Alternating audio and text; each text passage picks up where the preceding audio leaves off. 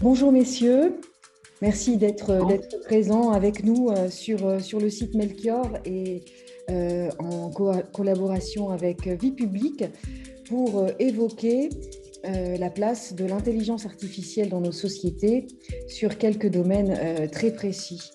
Alors, vous êtes Rodolphe Gélin, expert en robotique et en intelligence artificielle. Bonjour. Olivier Guilhem, de votre côté, vous êtes spécialiste de l'intelligence artificielle et des nouvelles technologies et vous êtes directeur juridique et risque chez SoftBank Robotics Europe et également vice-président de l'association du droit des robots. Bonjour à vous.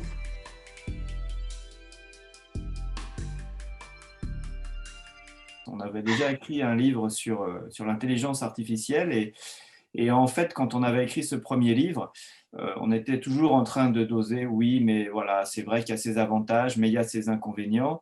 Et donc, c'est dans notre nature d'être des gens tempérés, mais en même temps, on se rend compte qu'on va forcément un peu moins loin dans chacun des côtés. Et donc, Olivier a dit, on pourrait voilà, faire un côté tout noir et un côté tout blanc.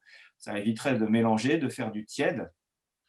Et voilà, donc c'était un peu une gageure hein, d'un point de vue formel pour éviter de ne pas redire la même chose et le contraire d'un côté et de l'autre, donc aborder vraiment des sujets différents, les uns étant positifs et les autres négatifs. Et donc c'était un exercice d'écriture très intéressant, pas Je facile. pense que le résultat est pas mal. Enfin, bien sûr, on va s'encenser forcément, mais le résultat est pas mal dans la mesure où le fruit de ce travail est plutôt comme si deux personnes tempérées, c'est-à-dire ouverts d'esprit, discutaient, mais avaient des positions différentes.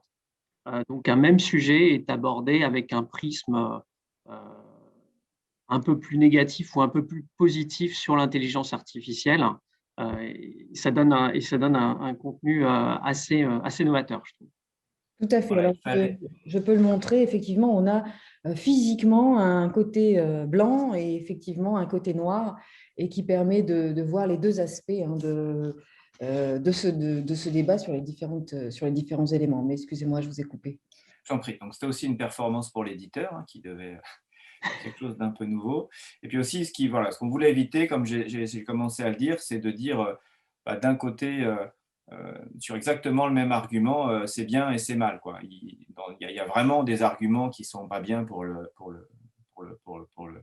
l'intelligence artificielle. Par exemple, la consommation électrique, c'est difficile de dire dans le livre blanc, c'est très très bien de consommer de l'électricité pour faire de l'intelligence artificielle. Donc, voilà, comme on voulait rester quand même de bonne foi des deux côtés, même si des fois c'était un peu difficile, il fallait trouver d'autres arguments vis-à-vis, par exemple, de la consommation énergétique de l'IA.